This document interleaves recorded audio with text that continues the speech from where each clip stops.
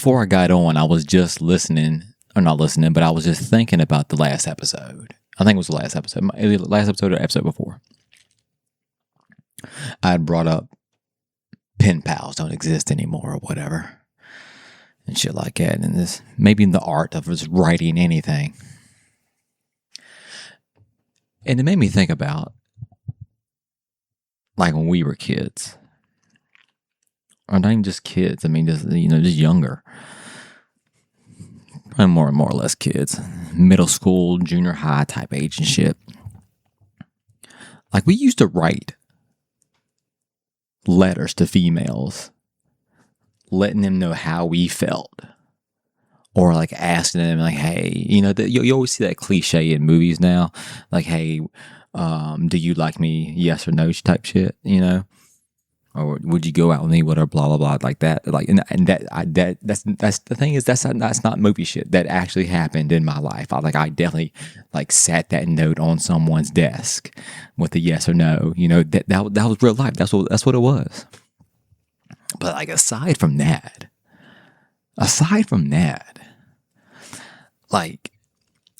there were moments where you actually sat down and wrote something, expressing your feelings for somebody. Letting them hey, I know we good friends and everything, but I really like you putting it out. You putting your heart out there. You putting pen to paper with your heart out there. And I wonder how many women would actually appreciate that now. How many women would appreciate the effort of sitting down and someone writing a letter to them. Expressing maybe feelings or thoughts or something to them. But they find that shit weird because, today it's so weird how people approach dating, I think, and feelings and this and other, and it's just would they think, oh, this is weird, this is corny, or any other variation of those two, would they laugh? I feel like accepting something from someone where they actually sat down and wrote it out, didn't type it out, didn't text it out, anything like that. Actually sat down and wrote feelings out. I think there's intimacy in that, which is the same thing I said about being a pen pal with somebody, which is not about relationships or being anything, but there is an intimate thing about that. It's platonic. You're friends, but no,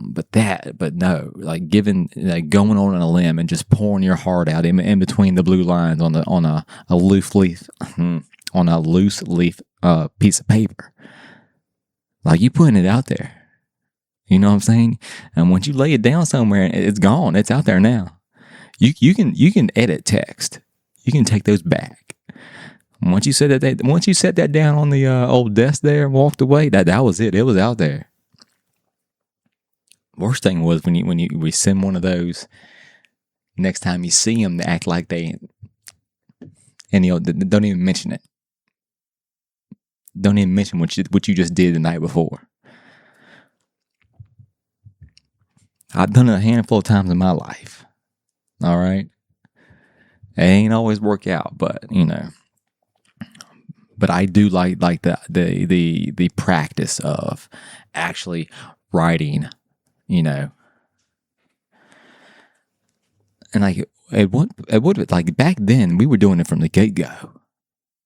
We were doing it from the get-go. We were doing it before anybody was even dating. You were doing it just to express that you like somebody. I imagine now, people will find that shit weird. When you write down a 2-paragraph long, letter to them, just letting them know your feelings.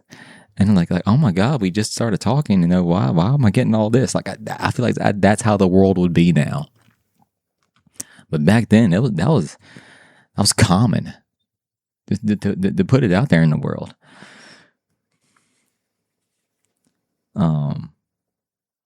But yeah, I definitely I can remember one specifically. I wrote a letter to somebody, and the next time I saw them, they act like they did not get the letter. It was just regular. We never spoke of it. It was a thing. I was like, I guess. And like me,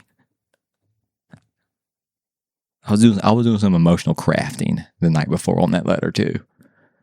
Okay, some emotional crafting, getting the wording correct, to elicit what I felt, But it is what it is. Probably for the better. She ain't deserve me. She did not deserve me. That's okay. Anyways, this is the JC Weekly Podcast, episode 33.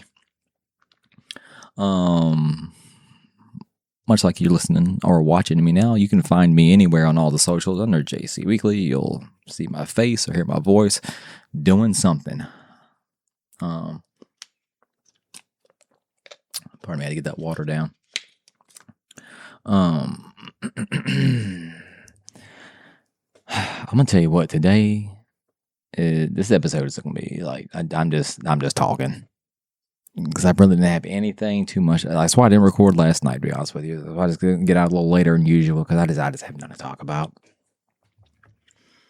The world is what the world is, and I enjoy talking about happier things or just more serious things in like the political climate. I don't consider that serious. That's a clown show. So, I'm not going to talk about shit like that. What I did, as I do a lot of times, take trips down memory lane. And I remember as a young man, and please, anybody that has one of these situations where they say, okay, the basic thing is, I had, a thing where if a female did this thing, like I would immediately not attracted to her. Like that it's a hard no. Like, what was the immediate turnoff for you at any point in your life? Like, I remember in my early 20s, the immediate turnoff for me was smoking, like cigarette smoking. Like, this is almost like right away. I personally, I think it's a nasty habit. And so if you were a smoker, no matter how pretty you were, that's an immediate turn off. And I remembered that. And I was like, you know what? I still feel that way. But then I also remembered like years later, like I had situations with people who were smokers. And obviously I did not stick to that. I wouldn't call them situations. I mean, that would, I bypassed the smoking part. I was like, you know what? I'm just not going to worry about it. And I really shouldn't have. I should have held true to that. Now at this point in my life, I still find it to be a nasty habit. It is a turnoff. Maybe I'm a little lenient on it. Maybe I'm not. I don't think so. I really think I wouldn't be with someone who was a smoker, like a smoker. I'm not talking about weed smoking. I'm talking about like an actual cigarette smoker. I feel like that's, like I couldn't be with someone like that. I feel like, going and like kissing someone and tasting the smoke and like, that's not my deal. Like I've worked with coworkers and I've worked with a very attractive coworker who was a smoker. And like, she would go out and just do her smoking or whatever and come back and she would smell so heavy, not of smoke, but of perfume because she sprayed herself down with perfume after smoking. I'm like, you know what? If you have to live your life that way where you have so much fucking perfume on because you smell like smoke, you know what? I'm good. Unfortunately, she was a very attractive woman, but the smoking is like that's a no go. Like what else? What else is out there that is like an immediate? Nope, I'm good on that. Is it? How about this? I'm gonna throw this one out to you. Body hair. A lot of people don't like body hair. That's not a big thing to me. I don't feel like. I will raise an eyebrow if you're not, plenty of people are hairy in multiple different places. I don't care about that too much. Probably the one spot I would raise an eyebrow out is if you had an excessive amount of lip hair that you weren't grooming, maybe. And I know we're all humans and we all have body hair, but I feel like if you're just letting it go, fuck it, I'm gonna rock this handlebar mustache, whatever, because I have to kiss that. I have to kiss that, and if I feel your stubble hitting my stubble, then that's gonna be an immediate turnoff. I feel like that's kind of the way you feel about when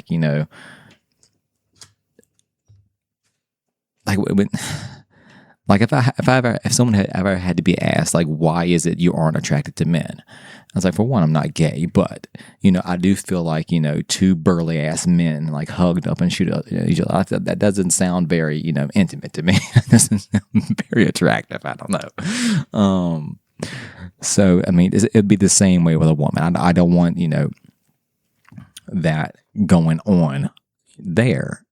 And once again, I do remember, and I remember it vividly. There was a female I have kissed that she had a little bit of a little something there, a little bit of extra. Not enough to obviously turn me away. Apparently, I don't know what I was going through in my life. To be honest with you, in that moment, I don't know. Oddly enough, it was the same person that smoked. Damn, what was I going through at that time of my life? Jesus. All right. See, now I'm depressed. Now I'm thinking about this shit. Now I'm depressed now. But yeah, what are the list of things that are immediate red flags? I hate using the term red flags. It became such a term that's constantly used now in the world of dating, I guess. I don't know. What are turnoffs? Immediate turnoffs when it comes to a man or a woman or whatever. It's got to be something. Because I think we all have them. But yeah, top of the list is probably still going to be smoking. I'm trying to think if there's anything else that really jumps out at me. White, maybe. No. I'm not going to have anybody attacking me because I said white. But anyway, that's not true though, because I do find white women attractive. It's not the type of people I would, not the type of people I would go after, There are attractive white women there. Everybody calm down.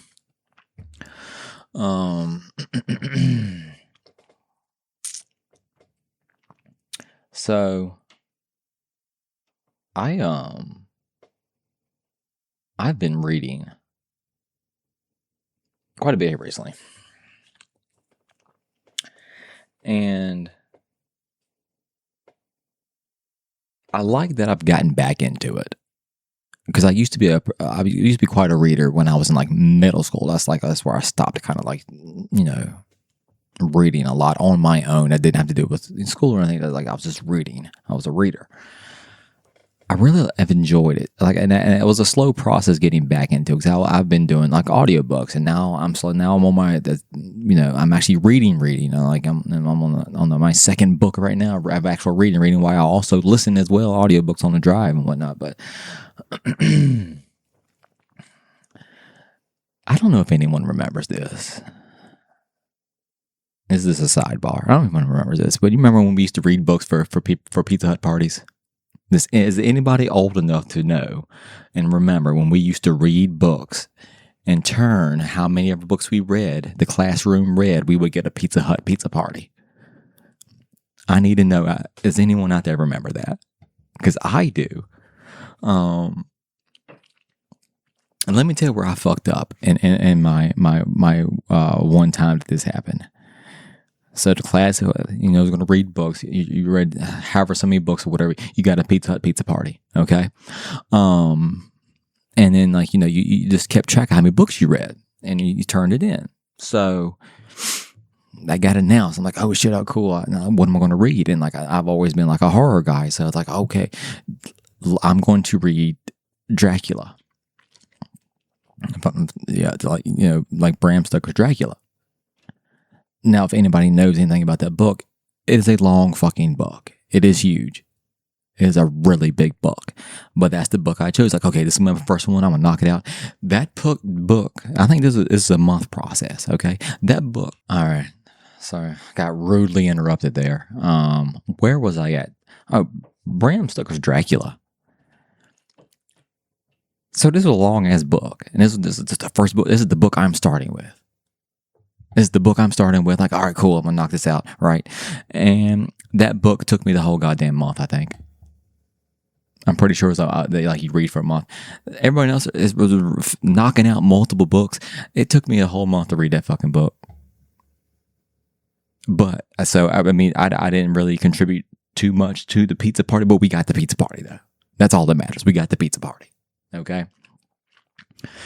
Anyway, so I'm back to reading now. I'm not reading Bram Stoker's Dracula. I'm reading romance stuff, to be honest with you. And so, like some others, I've been listening to like some autobiographies and everything. And I am finding it.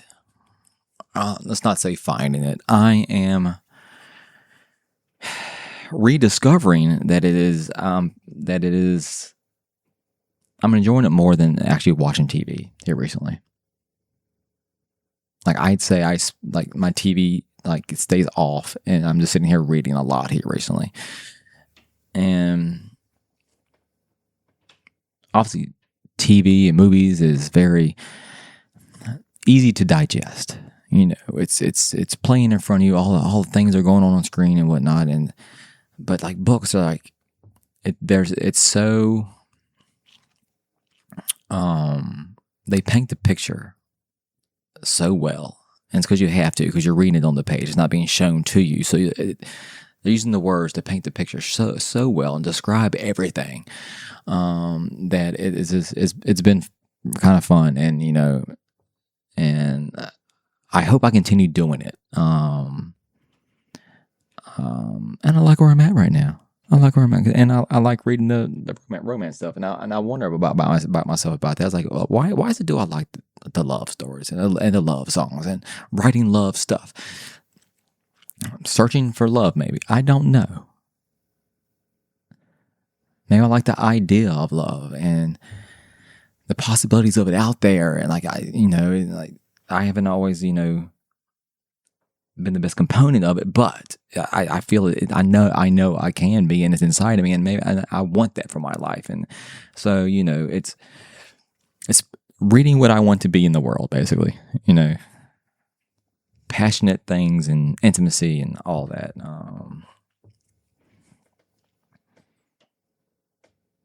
So if you see me with a Kennedy Ryan book, don't be judging me, goddammit. But yeah. So I did see one thing. It caught my eye online here recently. And the question was, do people really have to get married if they both agree they are fully committed and locked into each other? Do you have to get married? I don't. In the end, like me personally, the way I felt from the day before to the day after the marriage was the same exact thing. It didn't matter. It was the whole activities of the wedding was just whatever. That I feel like that's the thing that's a lot of times is more for the female in the relationship. They enjoy that part of it. Like I don't feel like I need that. So I do that. I don't think, no, you don't need to get married. I mean, if you are fully committed, but being married comes with a lot of other things that, let the world know that you're fully committed, right? With rings and whatnot, that kind of shows other people, oh, I'm married. This is the symbol of that, Some married men don't wear their rings. Some wear them and don't care. Some women see them and don't care. So you kind of got to think, oh, well, the symbol doesn't really matter. Well, I guess that's true. And also there's the side of people like, it's like, oh, but I want to be, this is our, our union under the eyes of God. It's a very religious thing in a lot of people's eyes, the bond of marriage. Since I'm not very religious, I don't have that feeling. I don't think I think that bond and that union exists without any mention of any kind of religion. When you're with somebody and you're that fully committed to them and locked in, like it's you and that person against the world, like that is what it is. Like you do not need to be married.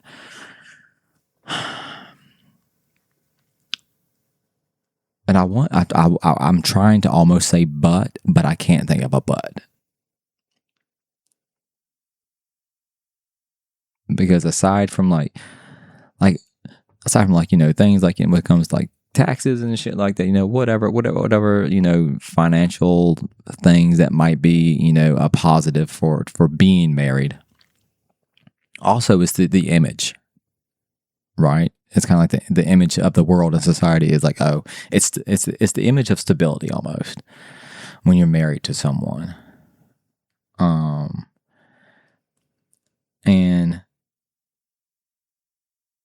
But the world's constantly changing now, where I think that image might be slightly moving away from it a little bit. Because a lot of people, there's some people who don't want to get married now these days, which is fine.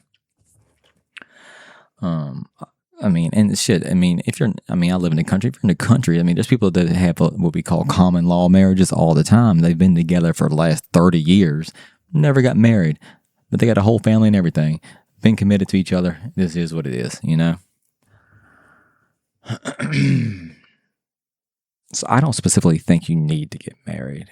Now, if I was to get with someone and this person wanted to be married, and I was committed to them and locked in with them, and they wanted that whole thing, like it's not going to bother me to go along with that process. I would do that, But also, here's the but. How about this? I just thought of it. Here's the but.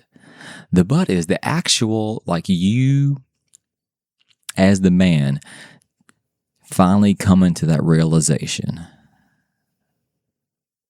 Like, because when you're dating, you're supposed to be committed to each other. You're dating. You are a couple. You're supposed to be committed to each other. No one should be cheating or anything like that. Everyone, it's you two people, right? So you're committed.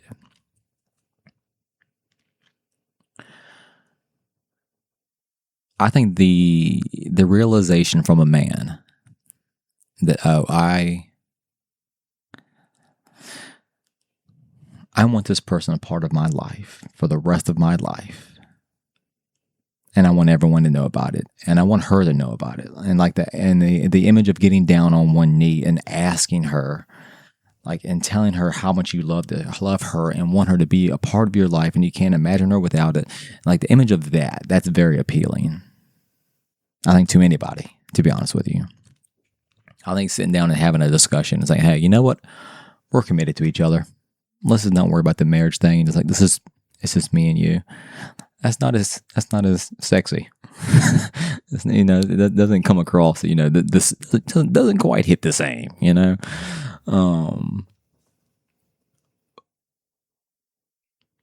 But a man coming to that realization where they their heart is willing them, like, oh, I have to do this grand gesture to show that I love this person so much and couldn't imagine my life without them. I think there is something to that. Like that is a very I can't think of a good adjective at the moment. Very pleasant image, right? How about this? Not pleasant, because anything can be pleasant. I don't know why I said that. Anything can be pleasant. A nice tea is pleasant. I don't drink tea, but still, it's a very powerful image. Now, when I think about myself and being married again, I said I wouldn't. I said I wouldn't be married again. I've softened on the idea,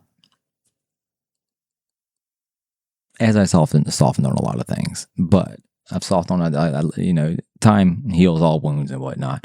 I'm not gonna completely close the door on it. It's not at the top of my list. I'm not shooting for that. But if that occasion arises where like I'm that much into someone and I love them that much, and like I feel like, oh, this person, oh, I heard a little bit of thunder going on outside. This person brings so much to my life and makes it so much for the better, that I can't imagine not being with her.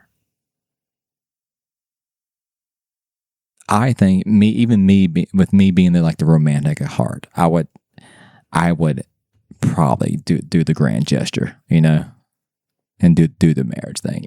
Even me believing I feel like even me believing I don't feel like you need to, you don't have to. I think I would do because it is a powerful thing. It is a very powerful thing. So. But that's me. That's what I think. Please, anybody, leave your comments or answers on any of the questions I had tonight. I know I really kind of beat one out tonight. I just didn't have a lot. It's been a long week, so. But yeah, please follow me, watch me, listen to me on all the places you can find me. TikTok, Instagram, podcast platforms, YouTube, where you're watching me right now. But until next time, this has been the JC Weakley Podcast. Peace.